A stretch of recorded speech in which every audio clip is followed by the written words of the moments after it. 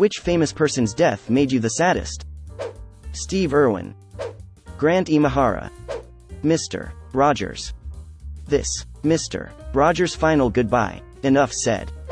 Jim Henson, too early AMD, such a source of joy to so many.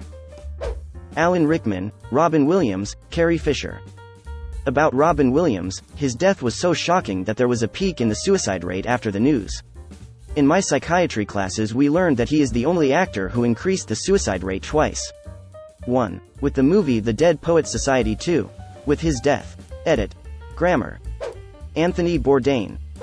Chadwick Boseman, Black Panther. That guy was suffering from stomach cancer while making the Marvel movies, among other ones.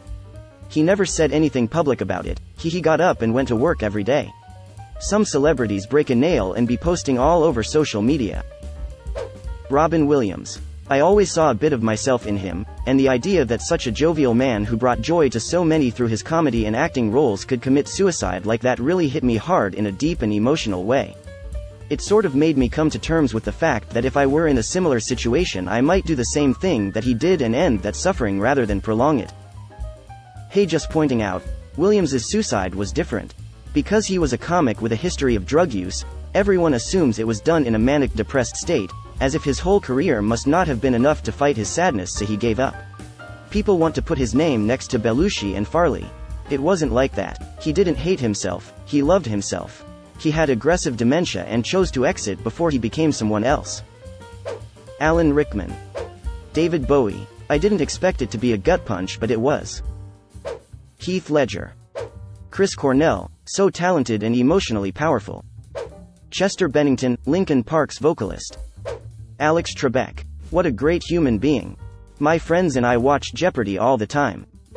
Norm Macdonald. Carrie Fisher. She felt like a wacky aunt I could always count on to give great advice and help me feel better on a bad day. I never heard an unfriendly thing said about her, and her perspective on mental health helped me so much while I was coming to terms with my own mental illness. When she died I laid face down on the floor and cried for about 3 straight hours. Freddie Mercury. I was a big fan back then. Sean Locke.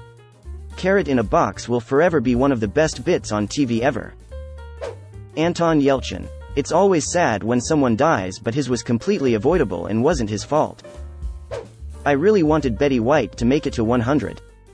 So did I, but there's something hilarious about her passing just before her birthday, but after they did all the production work on the numerous media birthday celebration whatevers, and she died on night, ensuring that no one in the world will ever receive more toasts in their honor upon their death. Terry Pratchett. Do you not know that a man is not dead while his name is still spoken? John Candy. Jim Henson. He showed a generation how to be funny without being cruel. Philip Seymour Hoffman. Mac Miller. Neil Peart. Satoru Iwata. I still have my cartridges working for both versions of Brain Age for the NDS, with his floating, talking head on it. Pulled them out to give them a try from time to time to check if they still work, usually on his birthday. Stephen Hawking. It was like the last adult left the room. Leslie Jordan. Only famous person's death I've ever cried over, truly heartbreaking, plus the way he went. Tom Petty. Robin Williams and Avicii. Finally found someone who said Avicii. I was so upset when I heard. He was the person that got me into music and playing music. I think now people have forgotten how much of an impact he had on the EDM scene, bringing it into the main stage for the few years it was big, but also on music as a whole, because now we are in an 80s revival and everyone moves on.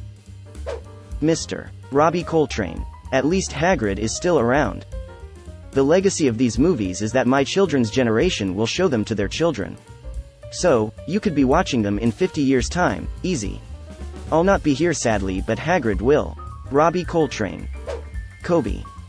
Kobe's death fucked me up. I wasn't even a huge fan, it was just really jarring and tragic. Steven Hillenburg, aka creator of SpongeBob.